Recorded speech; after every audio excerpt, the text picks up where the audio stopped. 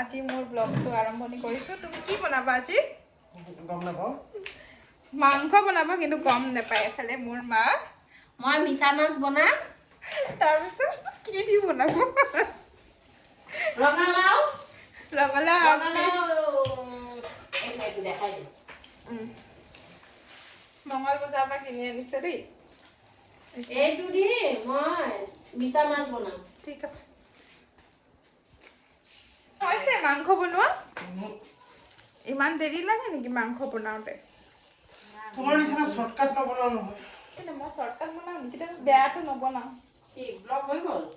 না বনাই আছোঁ ব্লগ। এইফালে মা কাম কৰি আছে। আপোনালোকে নাভাবিব যে মই কাম চাম নকৰোঁ বুলি। মই বহুত ফাৰ্ষ্ট কাম কৰোঁ, মানে একদম স্পীডত কৰোঁ মেচিনৰ নিচিনা। তো সেইকাৰণে ঘৰ দুৱাৰ পৰা চাফ চিকুণ হৈ আছে। পেটৰ পৰা ওলাই না কোনফালে সোমাই যায় গমে পোৱা নাই। আজি তোমালোকে মাংস খাবা আৰু মই দালি ভাত খাম খুদা খুদা।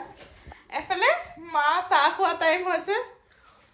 এতিয়া মোক ক'ব চাহ কাপ বনাই দিয়া, ভালকৈ বনাই দিয়া। সদায় এটাই ডাইলগ, ভালকৈ বনাই দিয়া। যেনিবা মই বেয়াকৈ বনাই দিওঁ, তাৰপিছত ক'ব বৰ থাকে পাই। এফালে মোৰ হাজবেণ্ডে চিকেনটো দেখাই দিছোঁ, ৰখিব। বেক কেমেৰা কৰিলে দেখালে ভাল আছে। নতুন নতুন ব্লগ বনাইছোঁ তো অলপ ভুল চুল হ'ব আৰু ক্ষমা কৰি দিব। ঠিক আছে, চাই যাওক। পিছত বনোৱা শেষত দেখাম বাৰু আপোনালোকক। খালি মাৰ কাৰণে চাহ ৰেডি। মা মানে এইটো টাইমত চাহ খাই বহুতে ভাল পায়, আৰু যদি চাহ কাপ নিদিওঁ নহয় বহুত বেয়া পায়, আৰু মোৰ হাতেই খাব মানে চাহকাপ। তো এইফালে হাজবেণ্ডৰ চিকেন বনাই ৰেডি, গ্ৰেভি। তো ইমানেই।